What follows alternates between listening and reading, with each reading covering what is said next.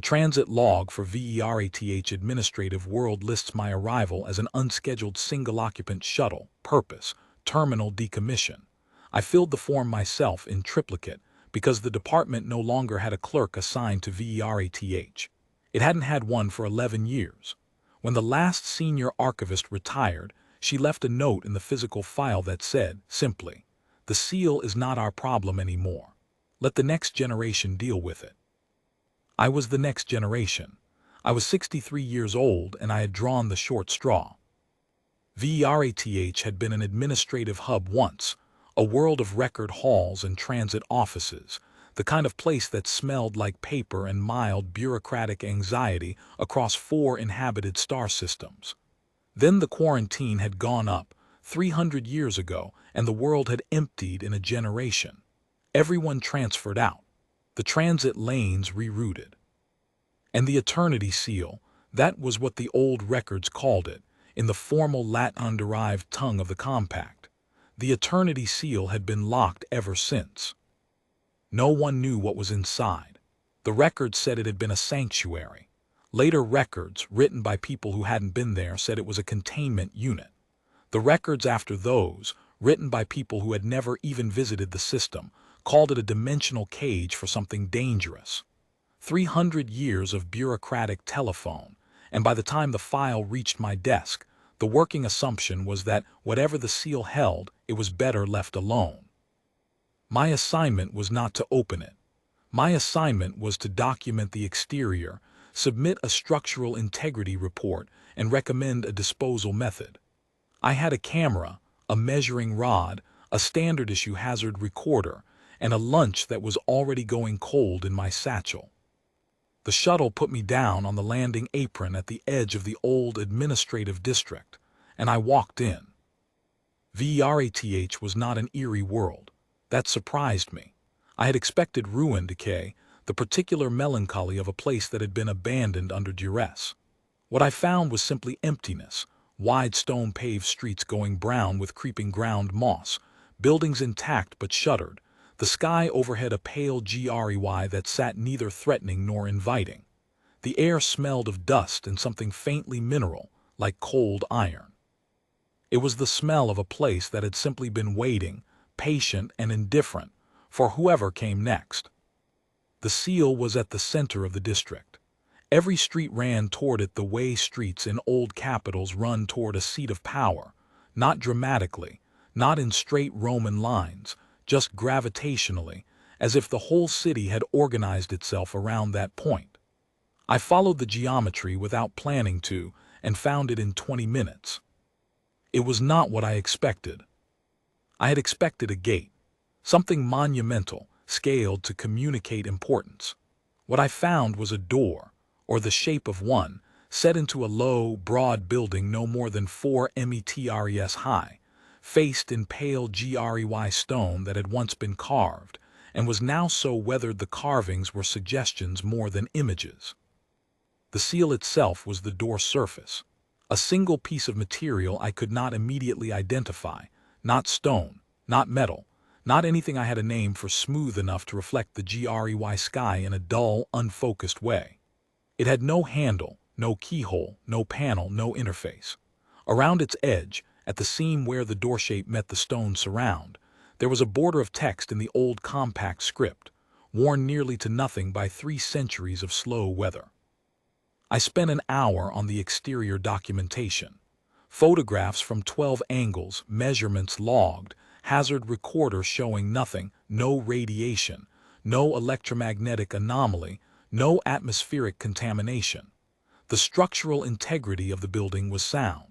Whatever had been built here had been built to last.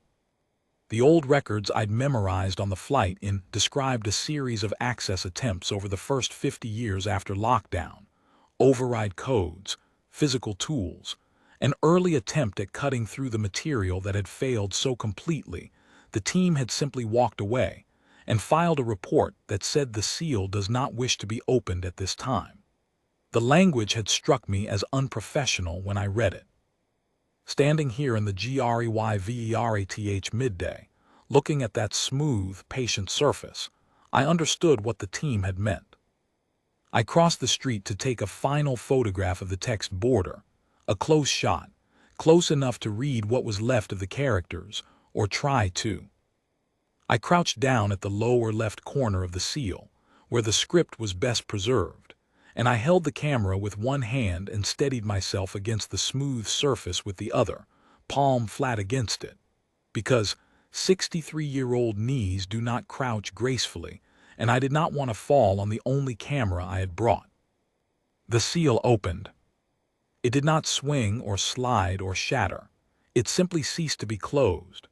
One moment I was pressing my palm against a cold, featureless surface that had not moved for 300 years. The next moment I was pressing my palm against warm air, and the interior of the building beyond was bright, not lit by any lamp or fixture I could see, just suffused with a steady, pale amber light, the colour of old paper held up to a window, and every particle of dust in that air was catching it and glowing faintly, like the world's most patient lantern. I did not fall. I caught myself, straightened, and stood at the threshold, absorbing the fact that I was standing in an open doorway I had been told could not be opened. Then the voice came. Not from speakers, not from anywhere I could point to, from the building itself or from the air or from some component of the amber light that carried frequency as well as colour. It was not loud. It was the volume of someone speaking to you across a table, calm, level, and absolutely certain of what it was saying. The seal holds Warden. 3 words of greeting and one of title. I had brought no translation apparatus because the old compact script was a dead language, and the seal was supposed to be sealed. I understood those 4 words anyway. I could not tell you why. They arrived not in the compact tongue but in some register below language, and they settled in my chest the way a thing settles when it was already there and has simply been acknowledged. I walked inside. The records had called it a containment unit. The records had called it a dimensional cage. What I found was a record hall, more precisely, the record hall that all of VERATH's stripped-down administrative district had been built to serve. Shelves that ran floor to ceiling on every wall. Cases of sealed cylinders that I recognized from the old archival formats, data preservation vessels, fired ceramic, each stamped with a date and a registration number. The numbering began with the early years of the compact and ran forward 300 years, and it was complete. Not a gap, not a missing cylinder, not a shelf out of sequence. These were people, not the people themselves. The quarantine had come, and the people had left or not left, and time had done what time does, but their records. Everything they had brought to Verath to be documented. Birth registrations, property transfers, contracts, census entries, the whole ordinary architecture of lives that had needed a place to be kept. Someone had been keeping it. I walked the length of the hall once, running one hand along the shelf edges, and I understood what the building had been built to do. Not contain something dangerous. Protect something that had no one left to protect it. The voice did not speak again until I reached the far end and stood at the last shelf, facing the far wall. What the far wall held was a single panel, the same smooth, not stone, not metal as the sealed door, and when I stopped in front of it, it lit with the amber of the rest of the hall and showed me text in a script that moved and shifted until it was in a hand I could read. My family name. 7 generations of it, running in a column from an entry dated before the quarantine down to a final line that carried my given name, my date of departure from a world I had never heard of, and my current assignment, as if the seal had been watching the transit logs. Below my name, one additional line of text appeared as I looked at it. The line said, "The warden is present.